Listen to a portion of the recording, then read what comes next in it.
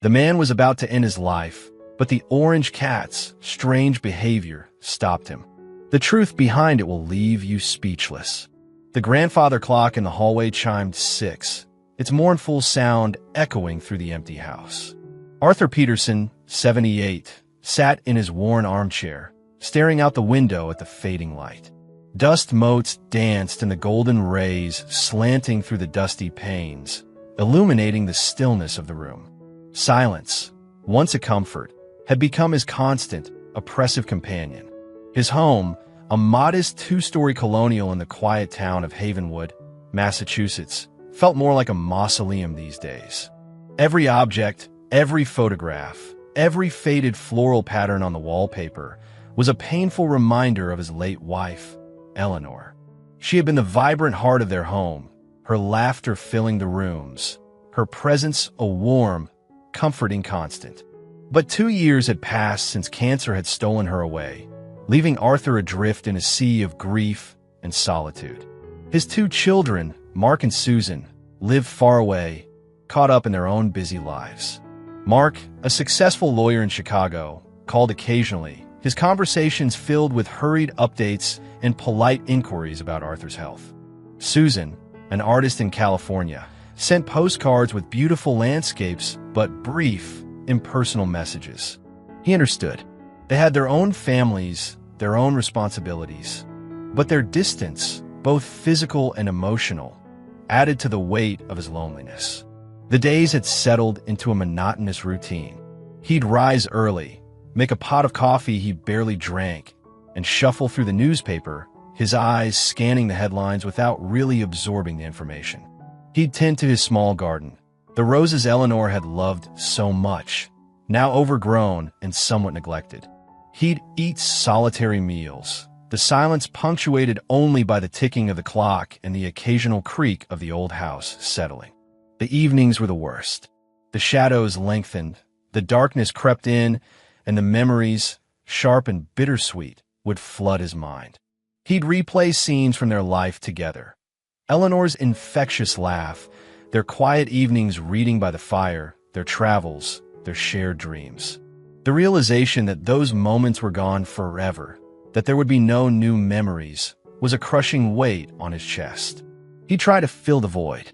He joined a senior center, attending a few meetings, but the forced cheerfulness and the forced conversations felt alien to him.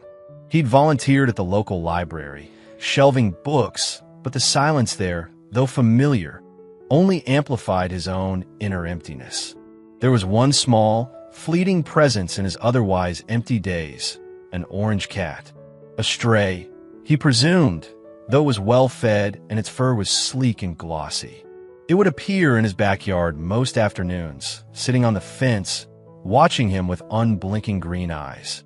Arthur had never been a cat person. Eleanor had been the animal lover, but he'd started leaving out a small bowl of milk for the creature, a gesture more out of habit than any real affection. The cat would drink the milk, then disappear as silently as it had come. It never allowed Arthur to get close, maintaining a wary distance. As the weeks turned into months, Arthur's despair deepened. He felt like a ghost in his own life, a faded photograph, a forgotten memory. The joy had leached out of everything, replaced by a dull, persistent ache. He'd started to think about ending it, not in a dramatic way, but quietly, peacefully, simply ceasing to exist. He'd researched methods, considered the logistics, and settled on a plan. It was a secret he held close, a dark comfort in the face of his overwhelming loneliness. He had no particular faith, nor did he believe in the afterlife. He simply wanted the pain and loneliness to end. The sky was a bruised purple, streaked with the last remnants of sunset. It was a Tuesday evening in late October, the air crisp and carrying the scent of damp leaves and wood smoke. Arthur had spent the day going through his affairs, putting things in order, a subtle sense of finality settling over him. He'd written letters to Mark and Susan, not explaining his intentions, but simply expressing his love and apologizing for any pain he might have caused them. He'd sealed the letters and placed them on the kitchen table where they would be found. He'd prepared a simple meal, a can of soup and a piece of toast, but he couldn't bring himself to eat it. He sat at the kitchen table, staring at the untouched food, his mind a whirlwind of memories and regrets. He thought of Eleanor, of their life together, of the happiness they'd shared. He wondered if she would be waiting for him wherever he was going. As darkness fell, he made his decision. He rose from the table, his movements slow and deliberate. He went to the back door, which led to the small, overgrown garden. He planned to go out there to a secluded spot behind the old shed where he wouldn't be seen.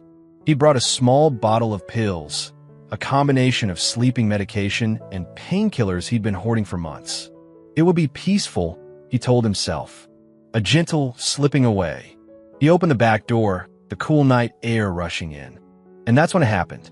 The orange cat, which had been sitting on the porch railing, suddenly darted forward, leaping into the house with surprising agility. It landed at Arthur's feet, its fur bristling, its tail lashing. It let out a series of sharp, insistent meows, unlike anything Arthur had heard from it before. "What's gotten into you?" Arthur muttered, annoyed by the interruption.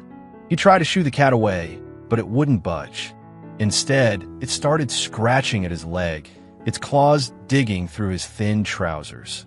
"Stop that," Arthur said, bending down to push the cat away.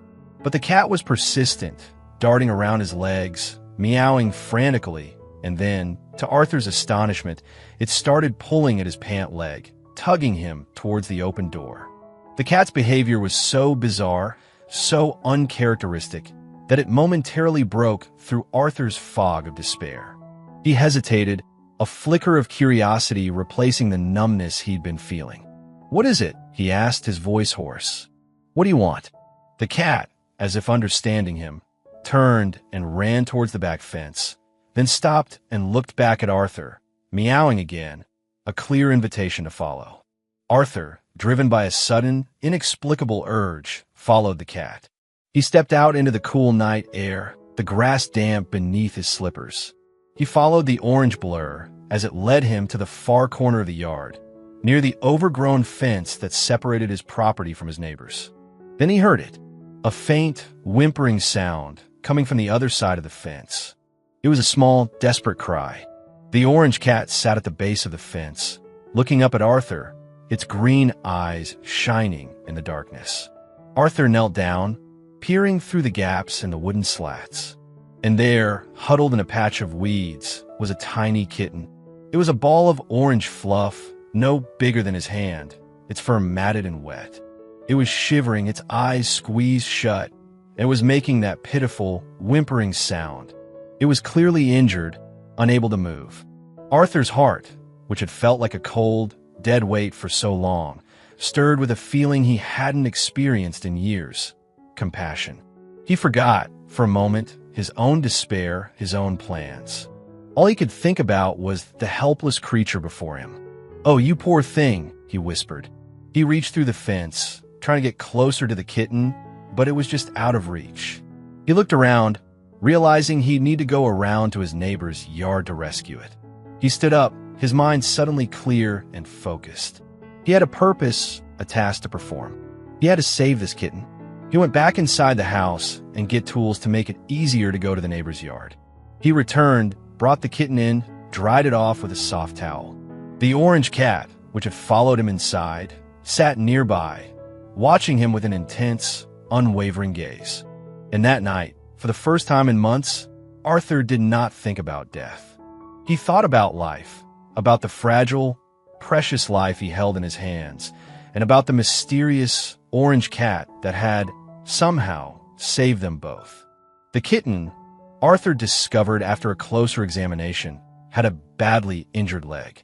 It was a clean break, thankfully, but it would need immediate veterinary attention. He wrapped the kitten in a warm blanket, cradling it gently in his arms. The orange cat, surprisingly, allowed him to do this, staying close and watching his every move with an almost proprietorial air. It was late, past midnight, but Arthur knew he couldn't wait until morning. He found a number for a 24-hour emergency animal clinic in a nearby town and called. After explaining the situation, he bundled the kitten and the watchful orange cat into his old Volvo, which he hadn't driven in weeks, and set off. The clinic was brightly lit and sterile, a stark contrast to the quiet darkness of his home. A young veterinarian, Dr. Emily Carter, examined the kitten with gentle expertise. She confirmed the broken leg, explaining that it would need to be set and put in a cast. "He's lucky you found him," Dr. Carter said, looking at Arthur with a kind smile. "He wouldn't have survived much longer out there in the cold." Arthur felt a lump in his throat. He hadn't realized how close the kitten had been to death, how close he had been till he pushed the thought away. "Will he be all right?" he asked, his voice rough with emotion. "He's a fighter," Dr. Carter said. "With proper care, he should make a full recovery." While Dr. Carter and her assistant worked on the kitten, Arthur sat in the waiting room, the orange cat nestled at his feet. He felt strangely calm, a sense of purpose he hadn't experienced in a long time. He was responsible for this tiny creature, for its well-being, for its future. After what seemed like an eternity, Dr. Carter returned with the kitten, its leg now encased in a bright blue cast. She gave Arthur detailed instructions on how to care for him: medication, feeding, keeping him warm and comfortable. "He'll need a follow-up appointment in a week," she said. "And you might want to consider getting him vaccinated and neutered once he's healed." Arthur nodded, absorbing all the information. He paid the bill, feeling a slight pang of concern about the cost, but pushing it aside. This was more important. He drove home, the kitten sleeping soundly in a makeshift bed on the passenger seat, the orange cat perched on the back seat, its eyes fixed on Arthur. Back at the house, Arthur set up a comfortable space for the kitten in the spare bedroom, using an old cardboard box lined with soft blankets.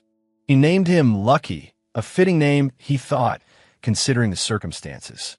The orange cat, whom Arthur now started to think of as Mama Cat, although he wasn't entirely sure of its gender, settled down beside the box, keeping a watchful eye on her offspring. The next few days were a blur of activity. Arthur found himself immersed in the routine of caring for Lucky, feeding him with a tiny syringe, administering his medication, cleaning his little cast, and simply keeping him company. He discovered a surprising tenderness within himself, a capacity for nurturing he'd thought long gone. He also started to interact with his neighbors more. He had to explain the situation with the fence, apologizing for the impromptu entry into their yard. His neighbors, Mr. and Mrs. Henderson, were surprisingly understanding, even offering to help with Lucky's care. They revealed that they'd seen the orange cat around for a while, and they'd occasionally left out food for her, but they'd never been able to get close. "She's a wild one," Mr. Henderson said, "but she clearly trusts you." Arthur also visited Dr. Carter for Lucky's follow-up appointment. He learned more about cat care, about the importance of vaccinations and proper nutrition. He found himself enjoying these conversations, feeling a connection to the world outside his own grief. Dr. Carter, sensing Arthur's loneliness, suggested he might consider volunteering at the local animal shelter. "It's a great way to meet people," she said, "and you clearly have a knack with animals." The idea appealed to Arthur. He'd always been a quiet, solitary person, but the experience with Lucky and Mama Cat had awakened something within him.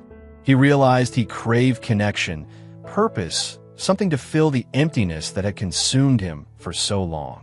As the days passed, Arthur felt a gradual shift in his mindset. The darkness that had enveloped him began to recede, replaced by a faint glimmer of hope. He was still grieving for Eleanor, the pain of her loss still a constant ache, but it was no longer the only thing he felt. He had a reason to get out of bed in the morning, a reason to smile, a reason to live. He had Lucky, and he had Mama Cat, and he had a newfound sense of purpose that was slowly, gently pulling him back from the brink. Weeks turned into months. Lucky's leg healed perfectly, the bright blue cast replaced by a smaller, less cumbersome one, and eventually removed altogether. He grew from a tiny, fragile kitten into a playful, mischievous ball of energy, filling the quiet house with the sounds of purrs, meows, and the pitter-patter of tiny paws. Arthur watched Lucky's transformation with a sense of wonder and gratitude. He'd never imagined he could feel such affection for an animal, such a deep sense of responsibility and connection. He'd also grown to appreciate Mama Cat, her quiet dignity, her unwavering devotion to her kitten, and her surprising tolerance of Arthur's presence. He continued to visit Dr. Carter for Lucky's checkups, and he took her advice and started volunteering at the local animal shelter. It was a small, underfunded shelter run by a dedicated group of volunteers. Arthur started by cleaning cages and helping with feeding, but he soon found himself drawn to the animals themselves, offering comfort to the scared and lonely creatures waiting for their forever homes.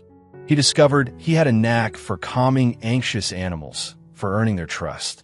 He'd sit with them for hours, talking softly, stroking their fur, offering them a gentle touch that seemed to soothe their fears. He found a sense of purpose in this work, a way to give back, to make a difference, however small. Through the shelter, he met other volunteers, people from all walks of life, united by their love for animals. He formed friendships with a few of them, sharing stories and laughter, feeling a sense of belonging he hadn't experienced in years. He even started attending the senior center again, this time with a newfound openness and a willingness to connect. He joined a book club, a gardening group, and even started taking a weekly Tai Chi class. He also learned more about Mama Cat. One of the shelter volunteers, an elderly woman named Sarah Miller, recognized her. "That's Clementine," she said, smiling. "She's been around for years. A real survivor. She had a litter of kittens a few months back, but we only managed to find one of them. We thought the others had, well, you know." Arthur felt a surge of emotion. So Mama Cat was a mother, and Lucky was her only surviving kitten. The realization deepened his understanding of her protective instincts, her initial wariness, and her ultimate act of trust in bringing Lucky to him. It was a powerful confirmation of the unspoken bond they shared. "She chose me," Arthur murmured, more to himself than to Sarah. Sarah smiled. "Animals have a way of knowing who needs them, Mr. Peterson, and who they need." The conversation with Sarah sparked Arthur's curiosity. He wanted to know more about Clementine's past, about her life before she'd entered his. He started asking around the neighborhood, talking to people who'd lived in Havenwood for a long time. He learned that Clementine had been a fixture in the area for at least 5 years, a skilled hunter and a fiercely independent creature. She'd always been wary of humans, never allowing anyone to get too close. There were stories of her previous litters, kittens that had mysteriously disappeared, victims of predators, cars, or the harsh New England winters. The more he learned, the more he admired Clementine's resilience, her strength, her unwavering determination to survive. And the more he appreciated the extraordinary act of trust she'd placed in him. She had chosen him, a grieving, lonely old man, to save her last remaining kitten. Meanwhile, Arthur's relationship with Lucky was blossoming. The kitten was a constant source of joy and amusement, his playful antics chasing away the lingering shadows of Arthur's grief. He'd chase after toy mice, bat at dangling strings, and pounce on anything that moved, including Arthur's unsuspecting toes. He'd curl up on Arthur's lap in the evenings, purring contentedly, his tiny body vibrating with warmth.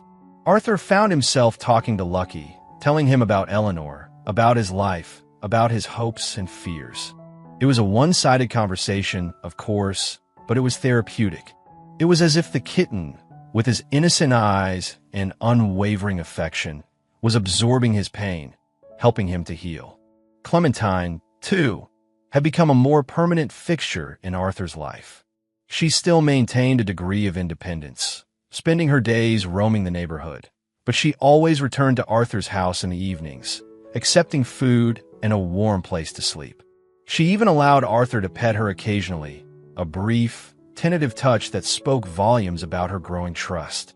One warm spring afternoon, Arthur was sitting on his porch, watching Lucky chase butterflies in the garden.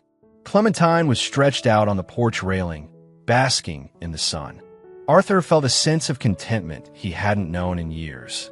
He was surrounded by life, by love, by the simple joys of companionship.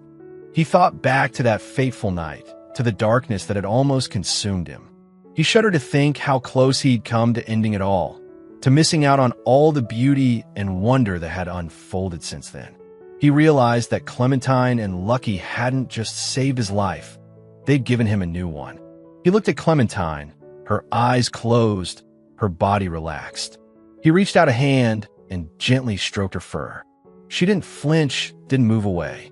Instead, she let out a soft, rumbling purr, a sound that filled Arthur's heart with a profound sense of gratitude.